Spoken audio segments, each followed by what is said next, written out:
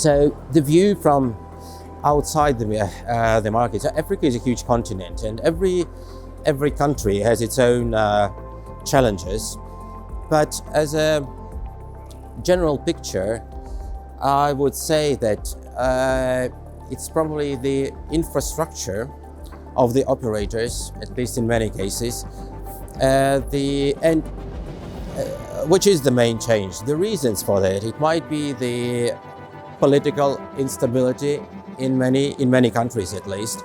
which is stopping the long-term investments in the countries. So this is really an infrastructure is itself super important, not only to be able to provide the customers a better service,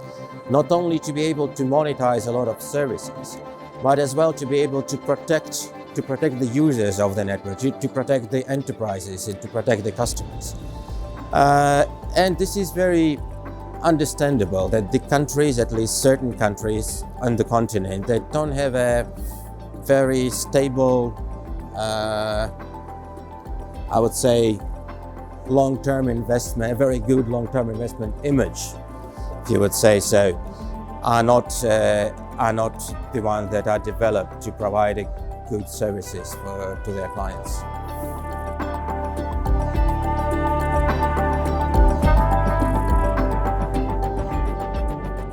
It is definitely still a big business, even though the growth of the IP and the penetration of the IoT to the market is a very big challenge for the operators, and they are losing a big substantial part of their retail business in voice.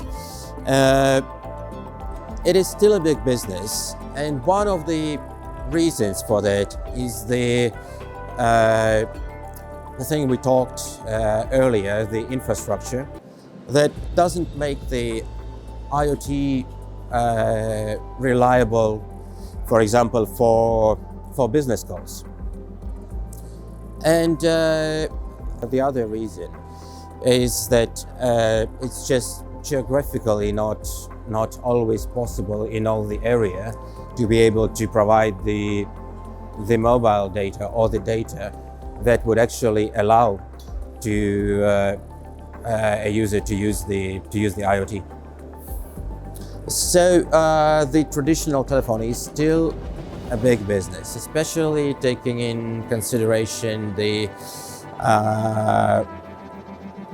cost of the termination to a lot of the African countries. Revenue-wise, it's still a very, very serious part of the voice business in the industry.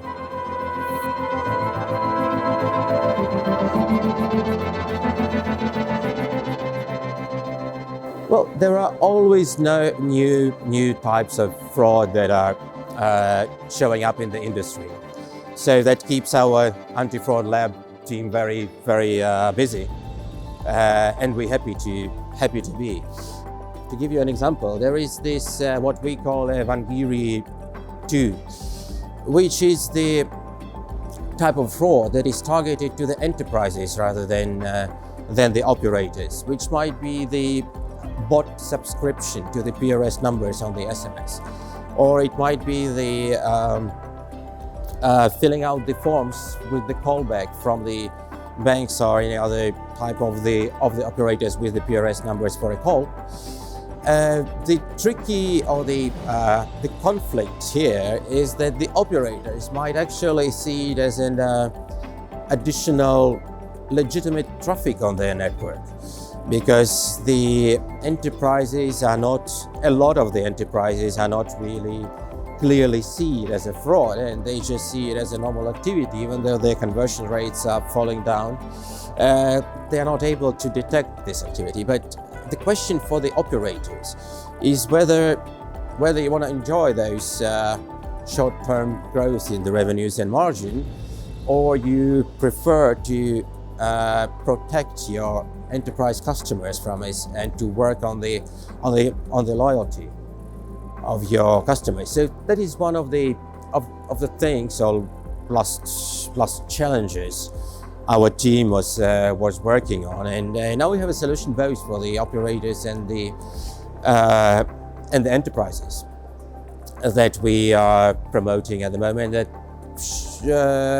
we believe should solve this issue on both ends.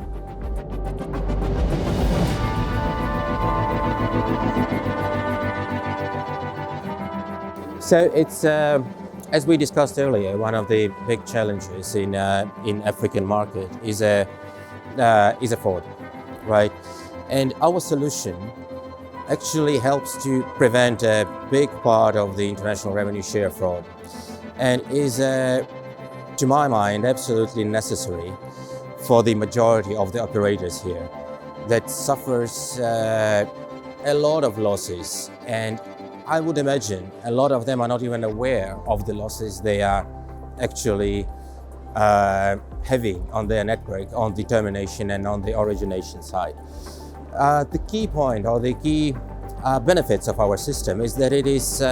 very proactive and would allow you to, or the operators, to stop a big part of the fraudulent activity before it actually started.